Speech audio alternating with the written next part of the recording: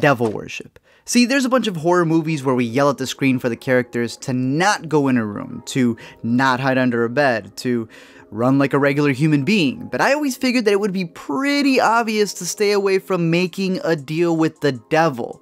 Well, in the world of Annabelle, that's not the case, because we see a couple who loses their daughter after she was trying to play chicken with a truck, and they decide to make a deal with the devil in order to bring her back. Obviously, the Dark Lord himself isn't as honest as the guy upstairs, so what they really get is a demon who uses the doll as a conduit, and the family decide to keep it and name the freaky thing after their daughter. Needless to say, things don't go well. So here's the big lesson from the Annabelle franchise. You can make a lot of money off horror films. But also, like in several horror films, it's the people who are the guilty ones, while everyone else wants to blame someone like Annabelle who's really innocent. Mainly because she literally just is a doll.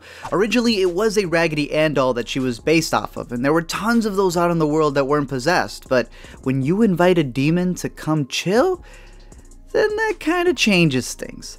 It proves one of the biggest themes in horror films, that it's humans who be messing up. Take the kids who go out into the woods when they know that they're possessed. Take the people who move into a house knowing that there's way more wrong with it than bad pipes. The ones who continue their shenanigans knowing that there are curses. The ones who still watch VHS tapes in 2017. And those who willingly still play with Ouija boards. Like, when you see one of those at Toys R Us, you better Usain Bolt yourself out of there.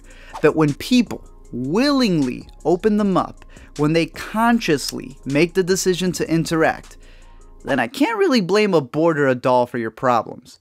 It would be like instigating a dog who's just trying to take a poop, and when he bites you, you pretend to be all appalled. Now look, I am not saying that demons get a pass, cause like Deacon Chancellor Bennett once stated, you gotta poke Lucifer with crucifix. But if you know anything about demonology, or have just watched these movies, you know that the rule for demons is that they can't enter a home unless they're invited. This movie even hired a real exorcist priest to make sure that the whole process that we saw on screen was happening correctly. So to clear it up, it's these crazy parents who messed up and started the whole thing. And if anything, Annabelle is just another victim. Her hideous porcelain face is just being used to host different ghouls, as she just has to sit through it because of two inconsiderate people. So you have Slappy, straight thug, Chucky, straight serial killer, but Annabelle is just another casualty waiting to be played with by anybody other than a soul-sucking incubus.